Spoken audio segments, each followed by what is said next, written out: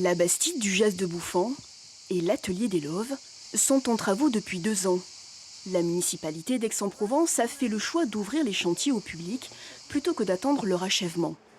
Dans la demeure familiale, les restaurations ont permis de redécouvrir une partie du décor des pièces et d'enrichir ainsi la connaissance de l'œuvre du peintre. Il s'inspire aussi des espaces comme de lieux de motifs, c'est-à-dire qu'il fait poser des modèles à l'intérieur de la Bastide et par défaut va peindre le décor qui se trouve à l'arrière de ces modèles. Donc on retrouve des papiers peints par exemple qu'on trouve en fond de tableau, par exemple de la Dame à la cafetière, on a retrouvé le papier peint qui est à l'arrière de ce portrait.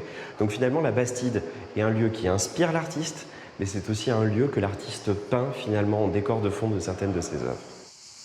Dans le parc, les fontaines et les statues se sont offerts une cure de jouvence. Des reproductions de tableaux ont été installées aux emplacements exacts où le peintre a travaillé.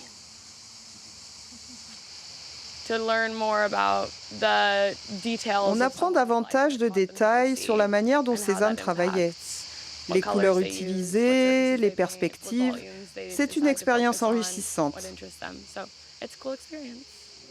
À quelques kilomètres de là, sur les hauteurs d'Aix-en-Provence, l'Atelier des Loves ouvre ses portes pour la première fois. Ce lieu sur mesure représente les 4 dernières années de création du peintre. C'est impressionnant. J'imaginais pas que c'était si grand que ça, si haut. C'est magnifique. On a déjà vu des pièces de Cézanne, mais venir ici, voir la reconstitution de son atelier, c'est très inspirant. L'an dernier, la Bastide et l'Atelier ont attiré 102 000 visiteurs en 4 mois, un chiffre dopé par l'année Cézanne et la visibilité apportée par l'exposition événement au musée Granet.